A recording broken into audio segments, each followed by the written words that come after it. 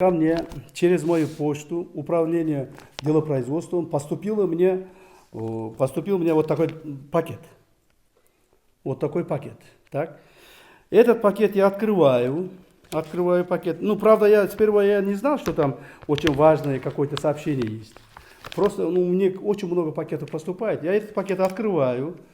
То, что здесь при открытии этого пакета сломались даже несколько штук, крышка вот этого пакета, потому что этот пакет был опечатан вот такими печатями, так, снаружи.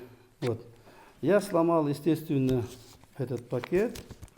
Вот такое, по-моему, было, да, вот такое было, вот так. А это тоже вот здесь было. Внутри пакета было написано вот что.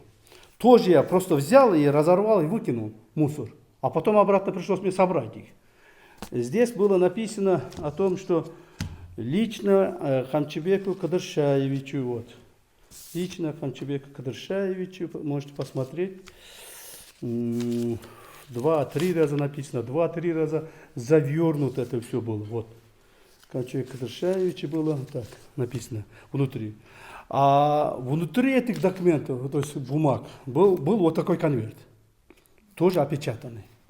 Вот такой конверт был. Так? А внутри этого конверта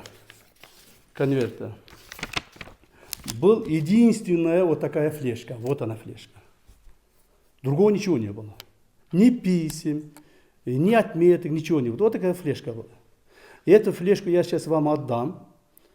Я эту флешку второй раз показываю. Это только президенту показал. Сейчас президент у себя переписал. И вам отдаю. Вы тоже можете переписать у себя. Потом переводить на кыргызский язык, на другие языки, там, что хотите. Так? И эта флешка лежала внутри вот этого конверта. Вот этого конверта, так? Я вот так посмотрел. Внутри вышел только вот одна флешка вот такая. Я хотел поставить в этот, оказывается, компьютер. Оказывается, сюда надо вот такой подставник нужен. Попросил сотрудника, он принес, я вот этот поставил и через компьютер прочел, что там написано. Я вам сейчас расскажу только содержание, а полный текст вы сами возьмете, потом вы сами рассмотрите. Потом я отнес президенту, президент прочел, посмотрел, и он мне дал поручение это все создать, расследовать, рассмотреть, и что потом... И это было достоянием общественности. Если завтра что-нибудь случится со мной, с моей семьей или с кем-нибудь президентом, президентской семьей, чтобы общественность знала, это было заранее предупреждено этими людьми. Я все это материалы сейчас передаю. Я уже проводил через свою службу собственной безопасности расследование, но президент сказал, нет, говорит, мы это будем проводить следственной группой.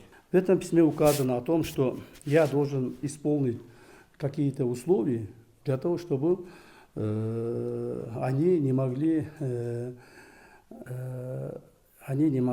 уничтожить меня или мою семью. Так? Они это условие тоже открыто сказали, какие условия я должен делать, что я должен делать, каким образом должен поступать.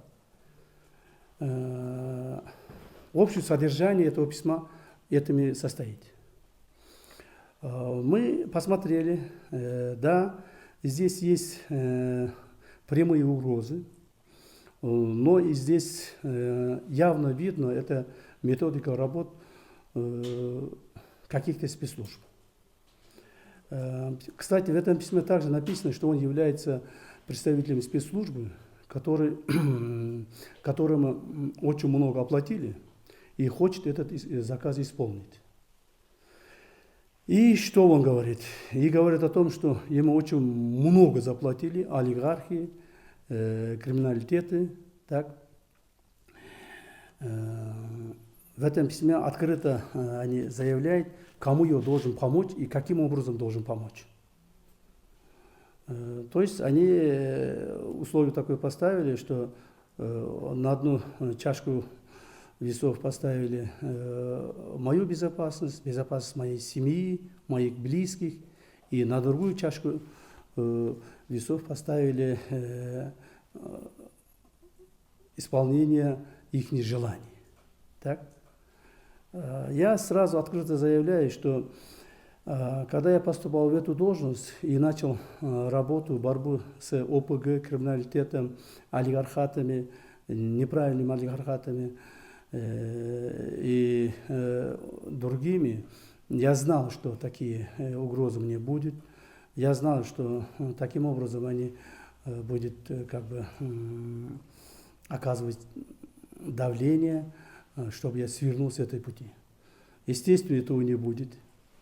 Естественно, этого не будет. Я сразу через вас, уважаемые журналисты, хочу обратиться к этим людям, которые мне оставили вот это заявление о том, что я вас не боюсь. Наоборот, вы меня боитесь. Вы меня боитесь. Я вышел на эту тропу войну с вами во благо нашей страны, во благо простых людей, в обеспечении безопасности нашей страны, а не для своих личных целей. Конечно, вас разозлило то, что предлагаемые миллионы я не взял у вас, несколько миллионов, десятков долларов, возможно, даже сотни миллионов долларов. Да, вас разозлило то, что вы не смогли со мной договориться, и вы знаете перспективу моей деятельности. Вас в нашей стране не будет. Ни криминалитета, ни ОПГшников, ни неправильных олигархатов и других людей, которые нечестным путем хотят зарабатывать или занять место в кресле, не будет вас в нашей стране.